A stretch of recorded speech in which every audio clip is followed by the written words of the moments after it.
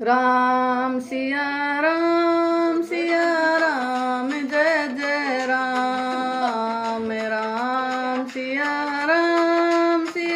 राम जय जय राम। सभी को मेरा राम राम। रामचरितमानस के बालकांड को आगे बढ़ाते हुए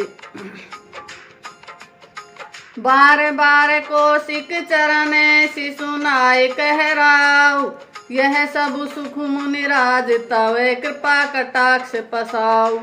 बार बार विश्वामित्र जी के चरणों में सिर नवाकर राजा कहते हैं, हे मुनिराज, यह सब सुख आपके ही कृपा कटाक्ष का प्रसाद है। जनक स्नेहुशील कर तू तीन नृप सब भांति सरा विभूति, दिन उठी विदावदपति मांगा राखै जन कुसहित अनुरागा। राजा दशरथ जी जनक जी के स्नेहशील करनी और ऐश्वर्य की सब प्रकार से सराहना करते हैं। प्रतिदिन सवेरे उठकर अयोध्या नरेश विदा मांगते हैं, पर जनक जी उन्हें प्रेम से रख लेते हैं। नित्य नूतन आदरु अधिकाई, दिन प्रति सहसे भांति पहुनाई। नित्य तव नगर आनंद उत्साहु, दशरथ गौन सोहाय न काहू। आदर नित्य नया बढ़ता जाता है। प्रतिदिन हजारों प्रकार से मेहमानी होती है। नगर में नित्य नया आनंद और उत्साह रहता है। दशरथ जी का जाना किसी को नहीं सुहाता। बहुत दिवस बीते एहि भांति, जनु स्नेह रजु बंधे बराती। कौशिक सतानंद तब जाई, कहा विदेह नृपै समुझाई। इस प्रकार बहुत दिन बीत गए, मानो बराती स्नेह की रस्सी से बंध गए हैं। तब विश्वामित्र जी और सतानंद जी ने जाकर राजा जनक को समझाकर कहा, अब दशरथ कह आए सुदेहु, जद पिछाड़ी न सकऊ सनेहु। भले नाथ कह सचिव बुलाए, कही जय जीव शीस तिन नाये। यद्यपि आप इसने व सुने नहीं छोड़ दे सकते, तो भी अब दशरथ जी को आज्ञा दीजिए। हे नाथ, बहुत अच्छा कहकर जनक जी ने मंत्रियों को बुलाया। वे आए और जय जीव कहकर उन्होंने मस्तक नवाया। अवधनाथ चाहत चलन, भीतर करहु जनाऊ। भय प्रेम बस सचिव सुनी, विप्र सभा सदराऊ। जनक जी ने कहा, अयोध्यानाथ चलना चाहते हैं, भीतर रंगवास में खबर कर दो। यह सुनकर मंत्री, ब्राह्मण, सभासद और राज्य जनक भी प्रेम के वश हो गए। पूर्वासी सुन चली ही बराता, बूझन बिकल परस्पर बाता। सत्य गौनु सुनि सब बिल खाने, मनहु सांझ सर सिज सकुचाने। जनकपुर वासियों ने सुना कि बारात जाएगी, तब वे व्याकुल होकर एक दूसरे से बात पूछने लगे। जाना सत्य है, यह सुनकर सब ऐसे उदास हो गए मानो संध्या के समय कमल सचा गए हो। जह जय आवत बसे बराती, तह तह सिद्ध चला बहुभांति। विविध भांति मेवा पकवाना, भोजन साजुन जाए बखाना।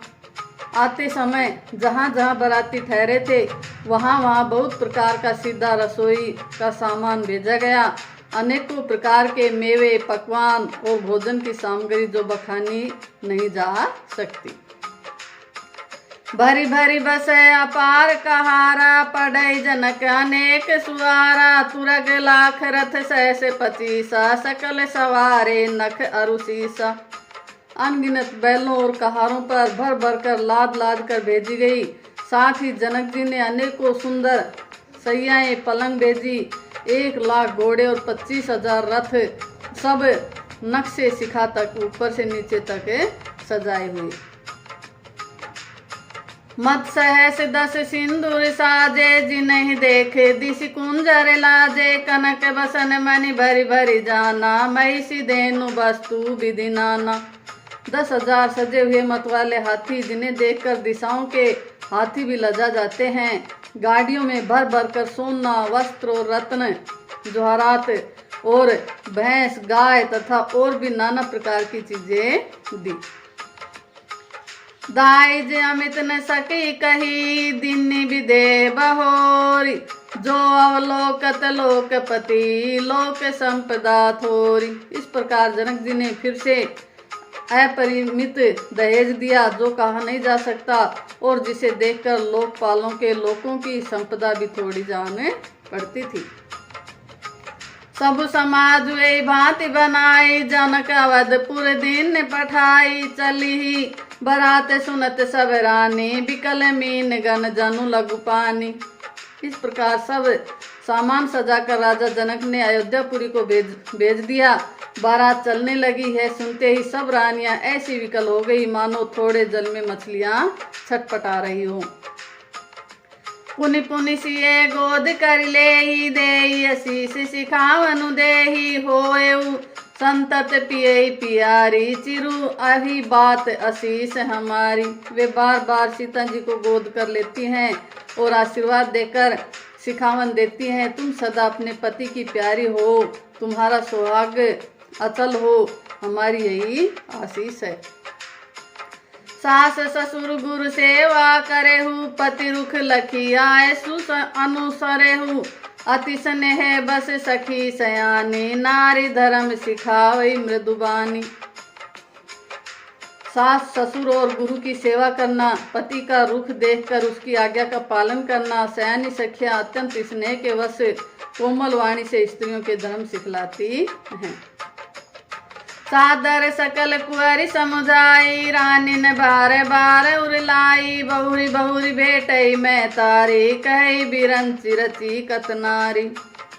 आदर के साथ सब पुत्रियों को स्त्रियों के धर्म समझाकर रानियों ने बार बार उन्हें हृदय से लगाया। माताएं फिर बैठती और कहती हैं कि ब्रह्मा ने स्त्री जाति को क्यों रचा। ते अवसर भाइन सहित राम भानुकुल के तू चले जनक मंदिर मुदित विदा करावन हेतु।